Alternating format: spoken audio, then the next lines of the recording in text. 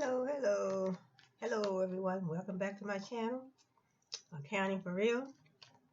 And first I want to start out with just a little, well, I guess I can call this my little breakfast. This is some salad, homemade salad that I made. I have spinach, lettuce, some boiled eggs in here, a little salt and pepper, and so,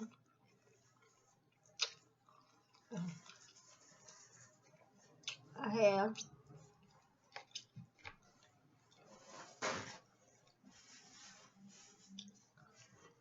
then I have the chocolate milk. Mm. And this time I do have me paper towels, but it's some nice salad here. Boiled me a couple of eggs, and so just so I have just a little something while I'm doing my little videos, my little um, good for you. And spinach. Sometimes I do use greens, fresh greens, and trying to get more, trying to eat more green, leafy greens for 2020. Mm-hmm. Mm-hmm.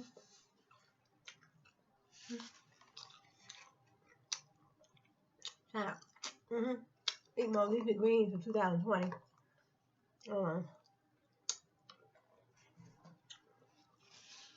Mm-hmm. Okay.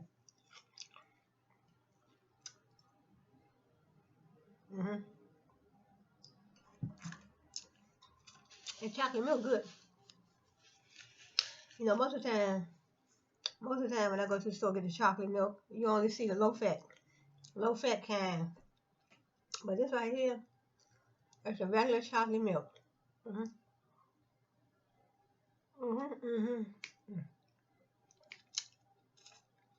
All right, let's get started here.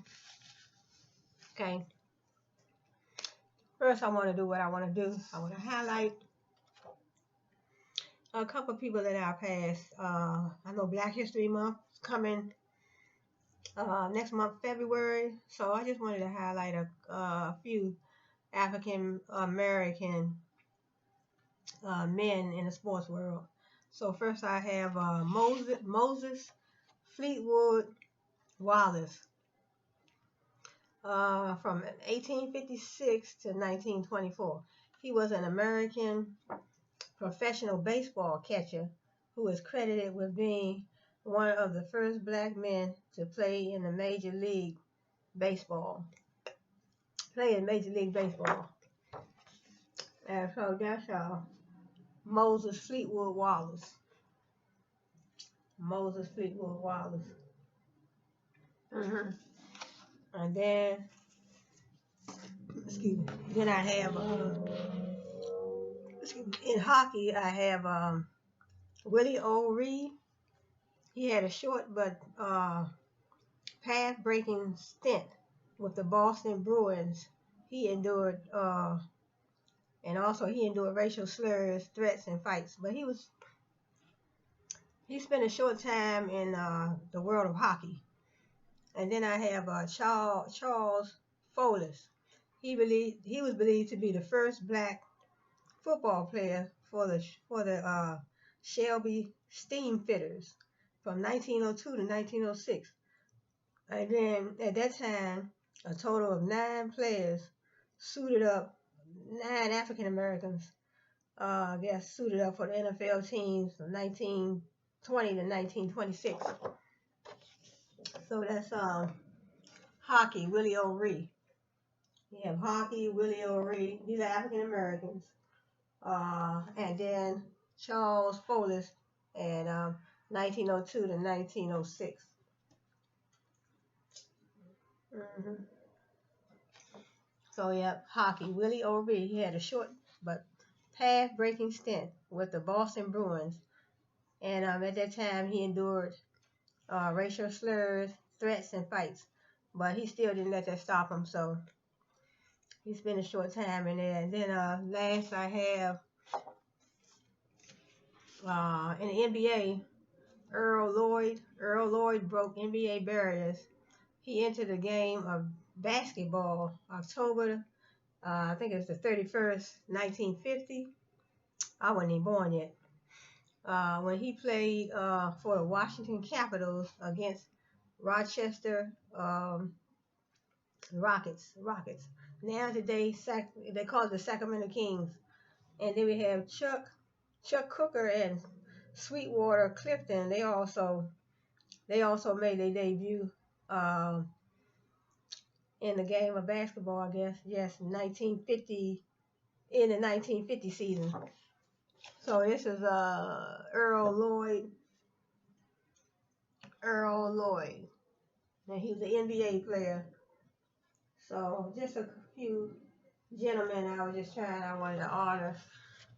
Black History Month is next month, so we have Earl Lloyd, NBA, played in NBA 1950. That's 1950 season, and Chuck Cooker, and then Sweetwater Clifton. So that's NBA. Earl Lloyd, and then I had hockey. We had Willie O'Ree, and then football. We had Charles Folis. So we had hockey, Willie O'Ree, and Charles Folis. Charles Folis was football. So this is hockey and football. And then I had Moses Fleetwood Walker. Moses Fleetwood Walker. He was a professional baseball catcher, was credited with being one of the first black men to play in the Major League Baseball. So we have Moses Fleetwood Walker. So 1856 to 1924. So that was that. So let's get into, now I want to get into a few things dealing with, basically this is dealing with, I guess, running a business and obtaining customers. I guess I would say customers. So it's a term that we call sales funnels. So sales funnels. So let's talk sales funnels. So in other words, you are running a business. You have your business name, your business license. You have your business. You have your business name. You have your business licenses. You have your occupancy permit. You have the location where you're going to be operating your business.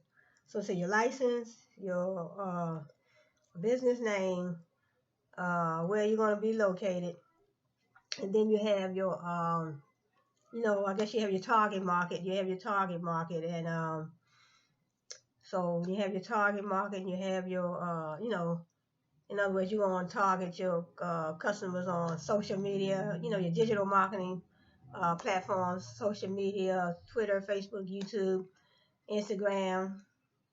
And then you want to find out, then also you have your marketing channels. Now, what channels are you going to use to recruit your customers? So in other words, then you have your channels could be, like I said in my previous video, TV ads, billboards. You have email marketing, like I said, Facebook, Twitter, Instagram, YouTube, and also then you want to look at something called sales funnels. So sales funnels is basically another strategy to try to help you pull in customers to your business. So in other words, you may put out something. It's basically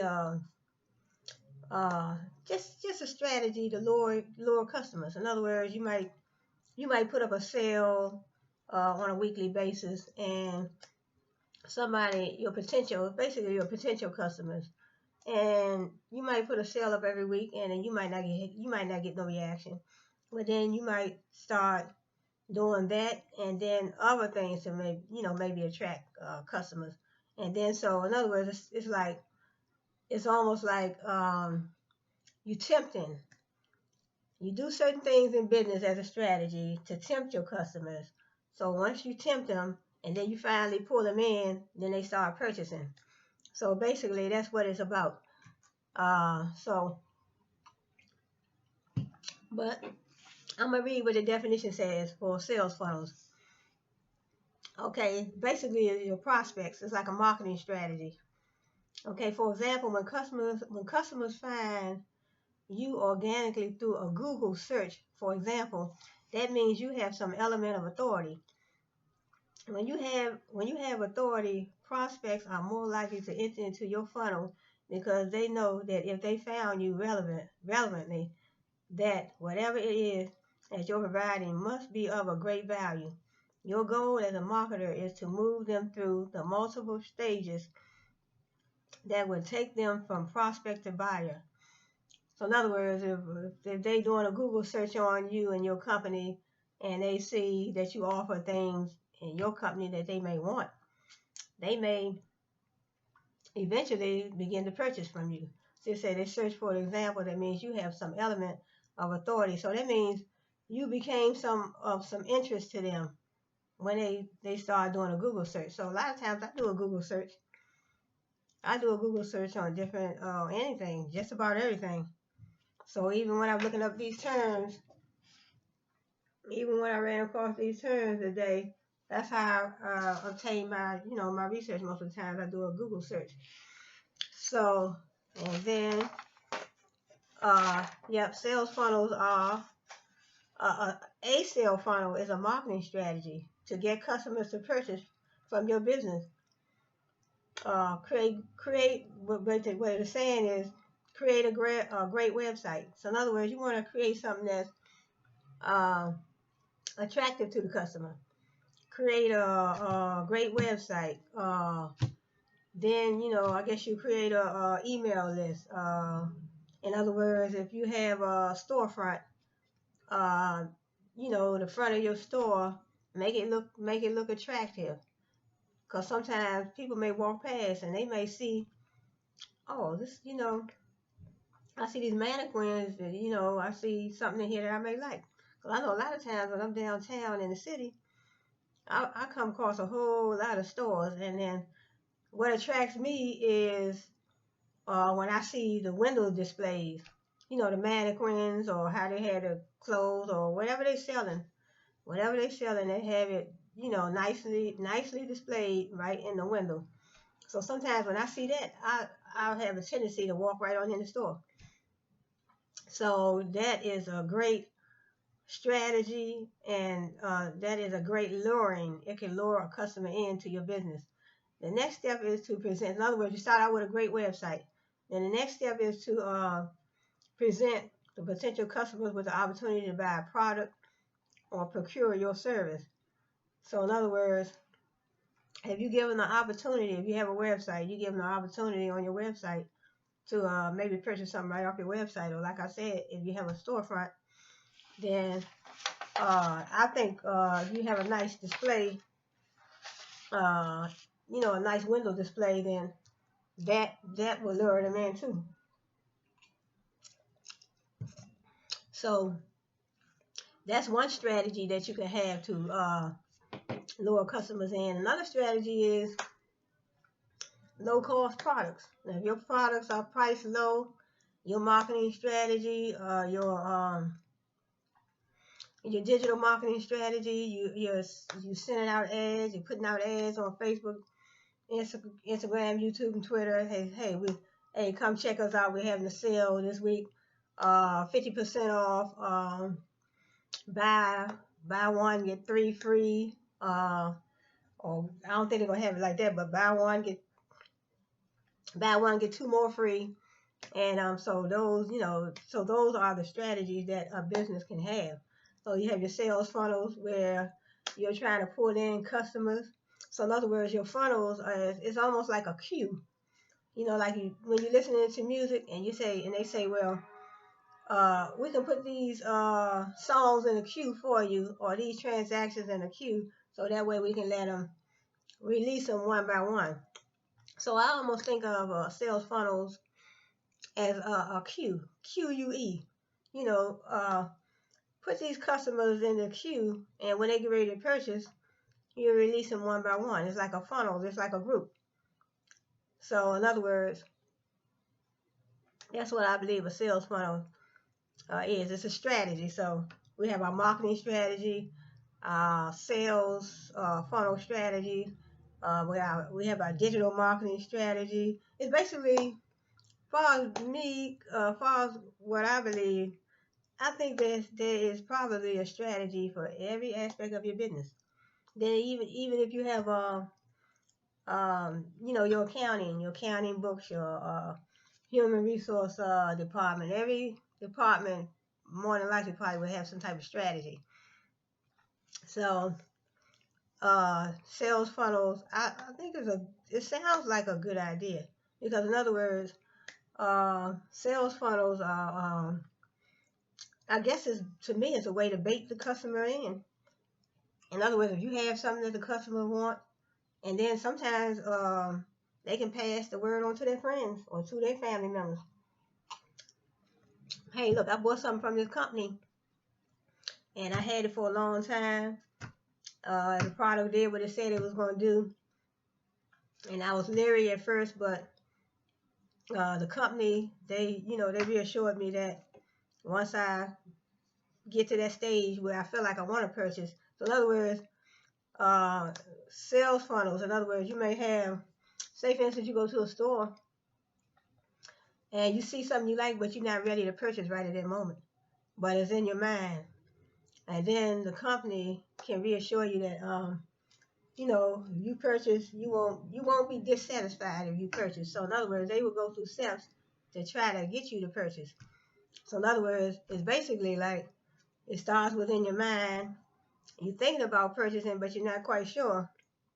But once the company finishes trying to bait you in with, let you know the product is a quality product because it's priced at a good price, and I'm sure you'll be satisfied. Whatever, steps the company feel that they want to take. So that's what it says. It says it's basically like these customers over here are my prospects.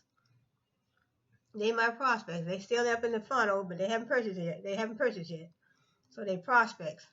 So let's say, for example, when customers find you organically through a Google search. In other words, they just searching around and they just see the company, because in other words, when they doing a Google search, a lot of times they don't know nothing about the company. So when you don't know nothing about the company, you're kind of leery about purchasing. So that's how that goes,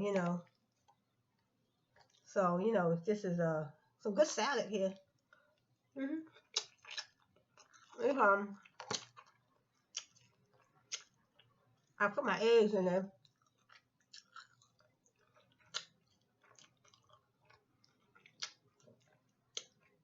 Eggs and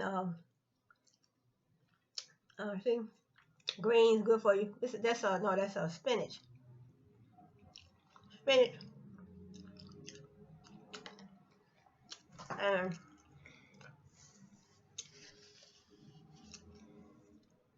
so that's what sales funnels. That is what sales funnels are. So that's what sales funnels are. So basically, you're running a business. You're hoping that you believe that your customers think that you have a quality product. In other words, you have your proper licenses. You already know who your target market is going to be.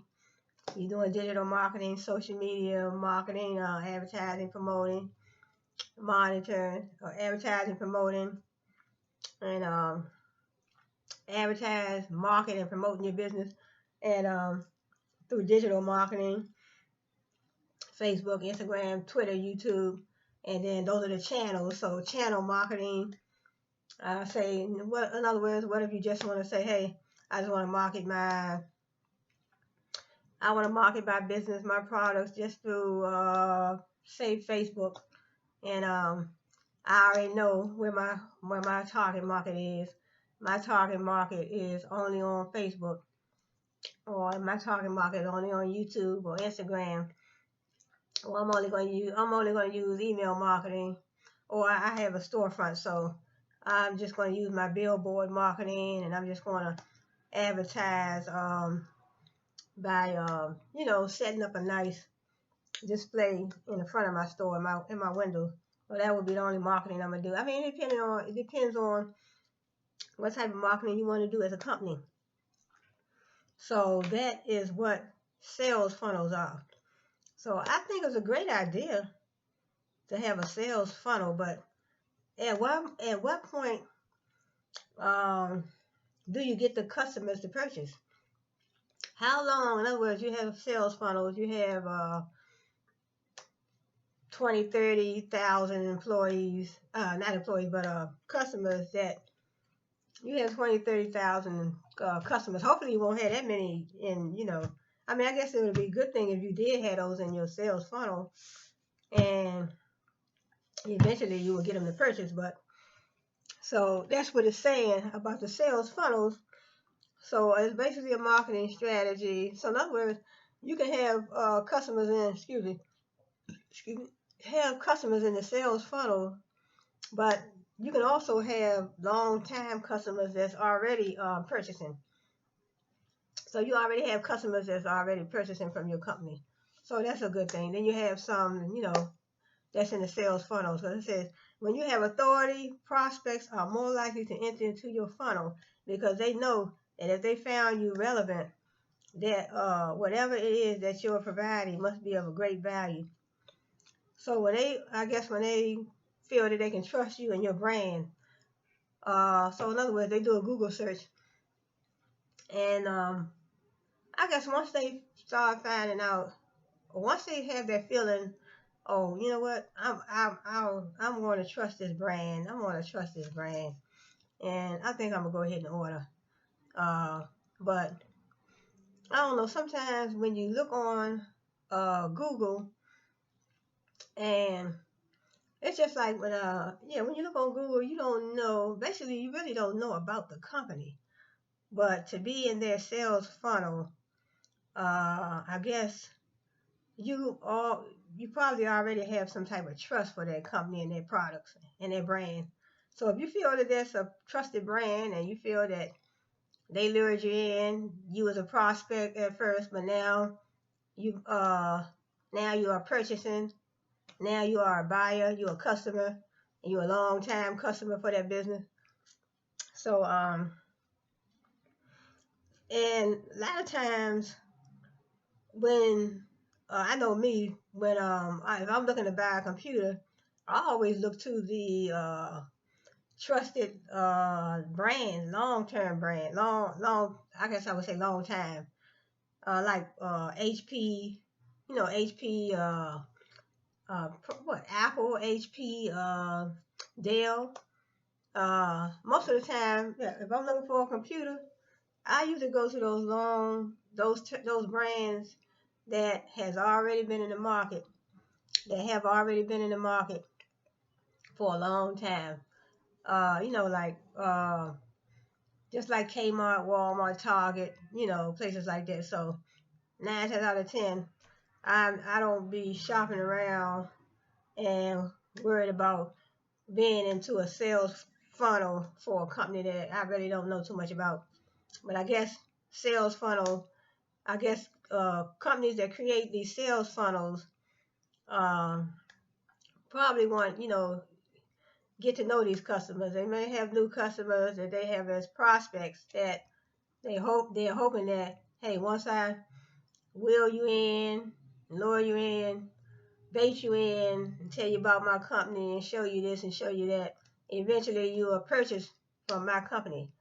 But I guess there's nothing wrong with new companies coming out. I don't know if it's related to new companies that's doing these sales funnels, or I don't know if Walmart, Kmart, Target, or any of those uh, big retail giants. I don't know if they do sales funnels or not, but I guess I could do more research. But I know when I'm looking for a computer or iPhone or uh, basically these big ticket items, uh, I usually tend to use the same these giants, these giants that have been around for a while. HP, Hewlett Packard, uh, Dell, Microsoft, Apple. So I know that I can trust their brand, and I know that if I purchase something from them, the product is going to do what it says it's going to do. Apple, Steve Jobs, back when he was with Apple, and I know they have new head people now working for them, but I always knew that when I purchased something from either one of those name brands, that I knew the product was going to stand up for itself. So I already knew that. So that is uh, that is very important. So, and I think these sales funnels, so all that is a part of marketing, your strategy, your product. So basically, your logo, your product, all that is a part of your brand. You have your logo, you have your, everything, your logo, your colors, just everything about your brand, your customer service. And then, you also have, you have your company brand and you have your personal brand. Now, no one wants to go to a store or, a store, a corner store, or or even one of these long time, big time name brand, big retail giants. We don't want to go there and go in there and know that every time we go in there, customer service is bad. Then that's still part of your brand, because you're hiring employees, and they are going to be people are going to look at them too, because the employees that you hire, that's going to be part of your brand, because people coming in and say, oh look, every time I go in Walmart or every time I go in Target, the cashiers are nasty to people, and clothes are not on the rack right, and the floors are dirty. You're not going to see that. 9 times out of 10, you won't see none of that. But if if you did see that when you go in there, that would be a part of the brand, because it was like, look, that brand falling down. Every time we go in there, the floors are not mopped, clothes are not on the racks, right where they're supposed to be. Customer service is terrible.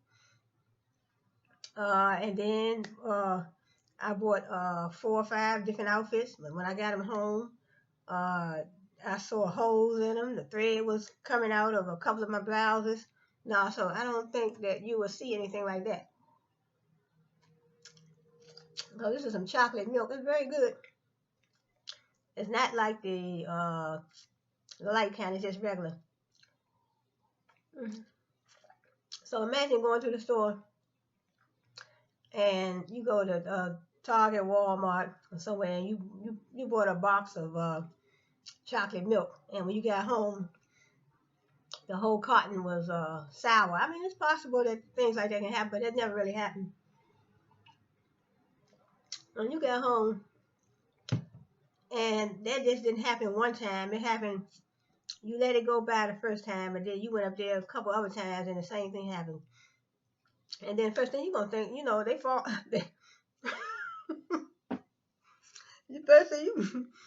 First thing you gonna think. First thing you gonna say is, look, they falling down on their brand. Mm-hmm. They falling down their brand. 'Cause every time I go in there, I try to look for the chocolate milk, and it's every time I go in there, and I'm looking for their chocolate milk, they fall down on their brand. But that is what it's all about. So in other words, marketing, advertising, promoting. You have your business name. You have your business name. You make sure you have your proper licenses, and then how you have once you pick your name, then you have to have your operating licenses, and depending on your state, you might have to have 2 or 3 different licenses. So it's really no joke to be in business. And then you have to make sure your taxes are paid on your business.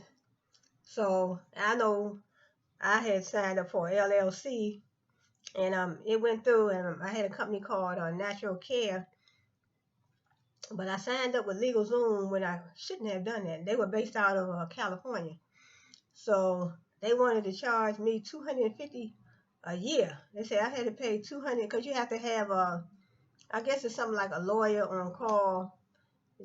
Make sure your paperwork is done every so often, and whatever they do. I don't know if they deal with your taxes and all that, but they say I forgot. I think it's called a registered agent. That's what they call it. LegalZoom. They would charge me $600 just to do the license, and then they told me she said, "Oh no, that's just for you picking a name." I said $600 something just for me picking the name of my business, which was Natural Care, based out of Washington D.C. Then I had to pay you $600. Then I had to pay. Then I had to still go through the health department. Then I had to pay. What's the name? Consumer Regulatory Affairs. I would have to pay them. I wouldn't have to pay them, but like every other year, I think you would have to register your business again. Every other year with Consumer Regulatory Affairs. That would have been every other year, and that was going to be $100 and something every other year. Then LegalZoom wanted $250 every year, and then just think about that. And then you still had to get inventory. The different things you had to keep in your business. You had to get inventory. You had to make sure. I mean, where were you going to operate your business? If you have an office, or some people operate their business at home, but if you gotta go through the health department, and depending on what type of business you have, they will have to come into your home and make sure everything's clean for you running business, at home. Especially if you're making and mixing products like hair and skincare products, especially if you're dealing with food, you would have to have, your own separate office space for that. So I just felt that I wasn't ready, so I went on and dissolved that business. Then I had to pay $200 to dissolve it. So look, all that money. That's a whole lot of money. I had to pay them $600 something, but I didn't pay them the whole $600. I think I gave them like a couple hundred because they had me on a monthly payment plan. Well, they wanted $600 just to sign up for the business and pick your name, which I did that. So I gave them $200 for that, but I didn't get that back. So I'm saying I wasn't trying to pay you $600 and then gotta turn around and pay some money for the license, for the operating license, and then I might need a couple other licenses. That's just too much money. So I went on and dissolved that business, and so that was a good thing for me. I said, because I didn't want to be obligated to give LegalZoom. They wanted $250 a year. You had to pay $250 a year for the registered agent, and they said that's something you had to have. I'm like, so that was just too much. Sometimes we can think that we're ready for business, and we're not, because it just takes too much money. And then it was an LLC, so that would have been a good thing. So that was a good form of business, as I said in my previous video. So if you have an LLC, you're limited. It's a limited liability company. So if anybody would have tried to sue me and get into my personal assets, they wouldn't have been able to. But they could sue the business and the business name, but they couldn't get into my personal bank accounts, my credit union, my checking and my savings. They wouldn't be able to get into those and sue me and try to get that, get those, going to those accounts. So, but that's why they always tell you, lawyers tell you, that LLC is the best form, or corporation, articles of incorporation. So with a corporation, you have a limited liability too. They can't get into, they can sue the corporation and the corporation's name because it's like an artificial person, but they can't get into your personal assets when you have a corporation. So that's a good thing. And that is a good thing. And so, as I said, as I review, let me say that In other words, you're running a business, um, and then you're thinking about competitive advantage. There's so many things to think about with business. You got your plans, your marketing plan, competitive advantage. You're thinking about what are my competitors doing? I want to benchmark to see what they're doing. I want to do something different. I want to be unique. It's all about being unique.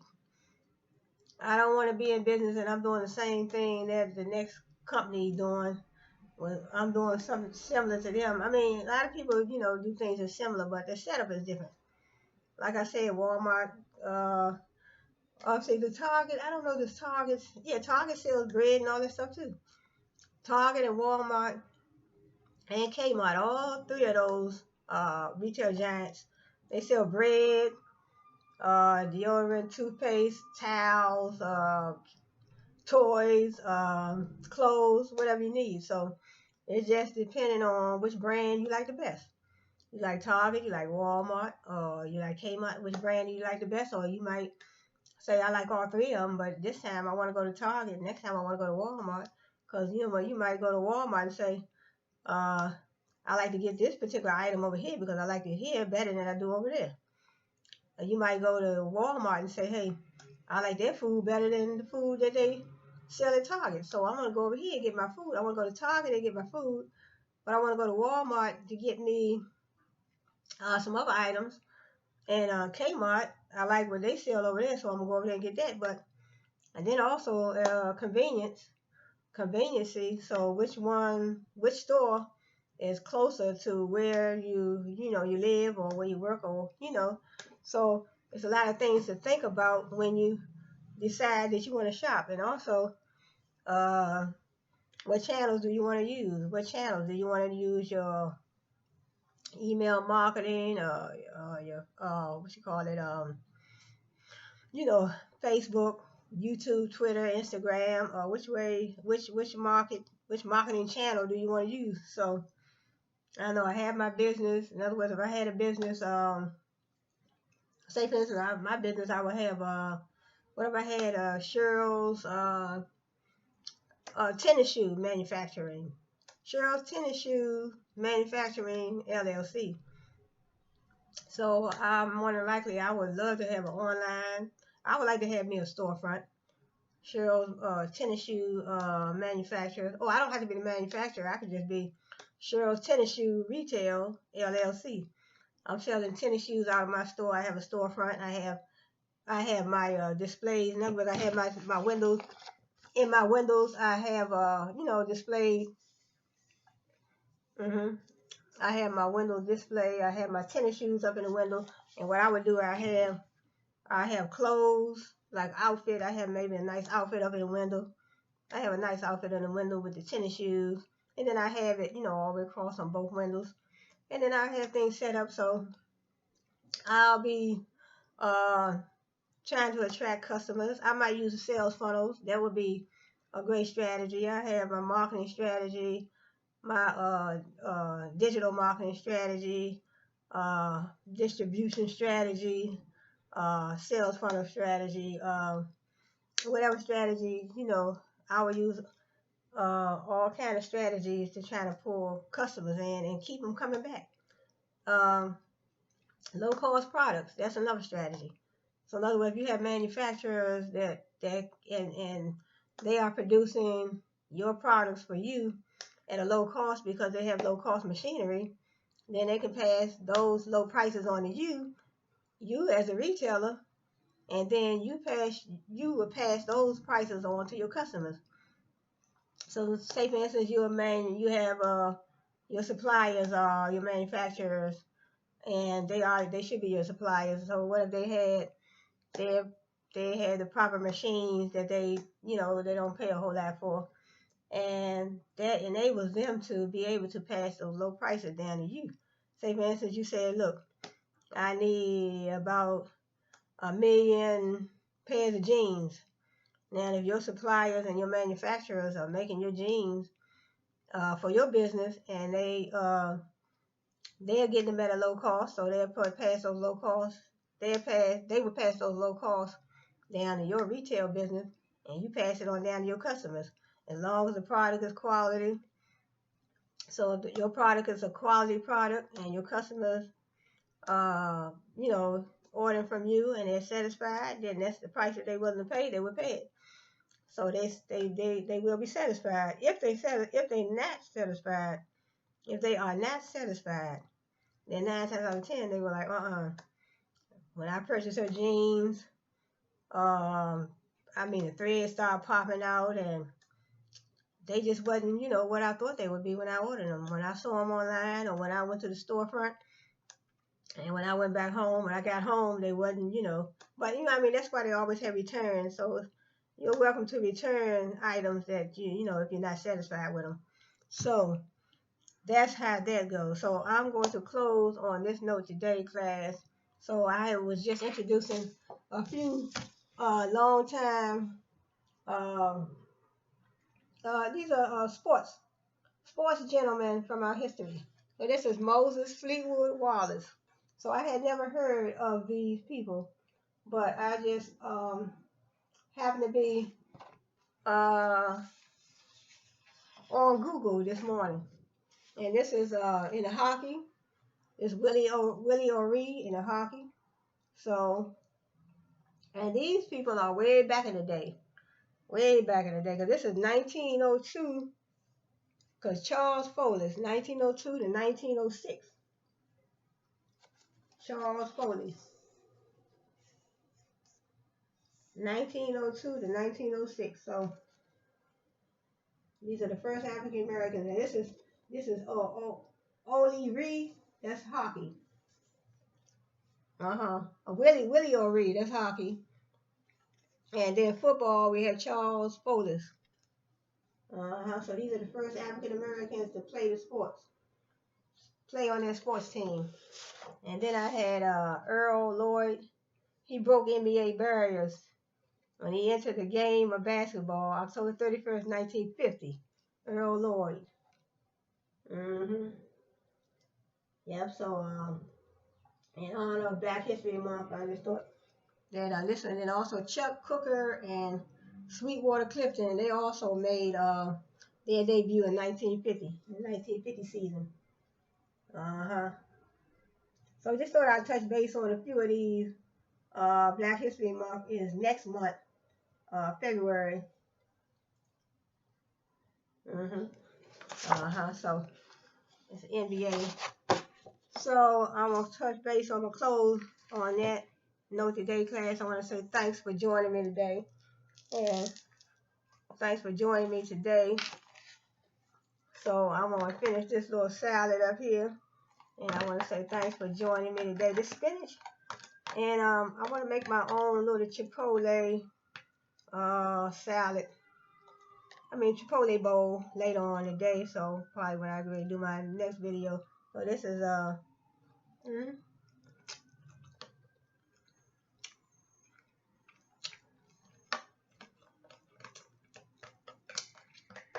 I don't cook my greens. My spinach. I don't cook my spinach when I put them in my salad. I just go ahead, but I may start doing that maybe because they're a little. It's good, but they're a little hard.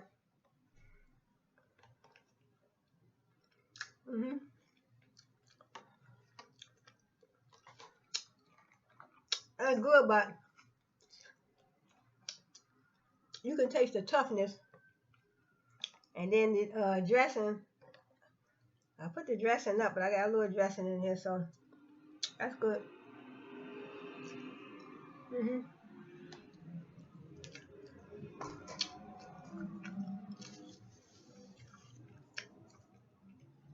And I'm gonna finish this one up. So business is good, and I remember my husband. He told me when I first met my husband, I was doing office administration of UDC, and he said, "No, honey, you should be doing business administration." So I started doing business administration. So I did business administration. I did business administration at Australia University and information systems. So those are the two majors that I received my degree. in my degrees in information systems and business administration. So I'm going to close out on this note today, class, and get ready to get prepared for my next video. So I want to say thank you for joining me today. And didn't have any debits and credits today, but all this is still centered around accounting. In other words, you're running a business, you still have to do your accounting books. So you have to do your accounting books. In other words, I have my retail business, as I said, Cheryl's tennis shoe business. In other words, Cheryl's tennis shoe business, Cheryl's tennis shoe LLC. I still had to have somebody do my accounting books, but I'm pretty much, I think I'm knowledgeable enough to do my own accounting books. So I would definitely have to have my accounting books, my accounting paperwork, my income statements, my balance sheets, my statement of owner's equity, and my statement of cash flows. I'm kind of confident that I am knowledgeable enough to do my accounting books. So in other words, I have Cheryl's tennis shoe business. I guess I would just say Cheryl's tennis shoe retail LLC. It would definitely be a limited liability company. So once I, had the proper licenses and all that in my target market, building my brand, I build my brand. I want to build a strong brand. I want to be just like Target, Kmart, Walmart, Apple, Amazon. You want to build a strong brand so you can build up that mass customer base. So I do that, and then I still have to do my accounting books. In other words, if I invest Cheryl's tennis shoe retail LLC, what if I invested $1 million? I have my accounts, my cash account. I want to debit my cash. Say for instance, I have deposited $10 million. I want to debit my cash $10 million. Credit my owner's equity $10 million. So that's money coming into my business, and then I might want to subtract off or order some supplies. So that would be a credit to cash. If I want to order supplies, I want to credit my cash account. For just say $50,000. If I need $50,000 worth of, just say $20,000 in supplies. So, and then I want to debit my supplies account $20,000 because I'm creating an asset. So $20,000 office supplies, debit office supplies $20,000, credit cash $20,000 because purchasing supplies with cash. So that's just two accounting transactions. So in other words, then I want at the end of the accounting cycle, I want my accounting department, they would do, prepare my books, my accounting forms, my income statement, my balance sheet, my statement of owner's equity. So when they prepare that, they prepare those at the end of the accounting cycle. So that way, because you have to keep account, because keep account of your accounts receivables, your accounts payables, your revenues, revenues and expenses. You see revenues minus expenses on the income statement. So the initial accounting equation, assets equals liabilities plus owner's equity. So those are the things on the balance sheet. So, all right, class, I think I'm going to close out today with this on this note, and I'm going to get ready to get prepared for my next video. So I want to say thank you for joining me, and thank you so much for joining me. And if you can subscribe down below, leave me a message down below to let me know what type of things would you like me to discuss on my channel. As long as it's related to, I would deal with business, marketing, business products, marketing, whatever, sales funnels, accounting equations, different things. As long as it's business and accounting related, anything to deal with, it's so much. Business is so broad. Because I was just looking at my business book that I had in Australia University. There's so many terms in there that I went across that I studied when I was there. So I am going to get my business book and open it up and see if I can jog my memory with some of the terms that's in the book that I can do my little research on, and I can bring forth for my presentations. But thanks for joining me today, and I will see you on my next video. So I want to say thank you. Thank you for viewing my channel, and I really appreciate that. So if you have any concerns or any ideas for me, then you can just comment below.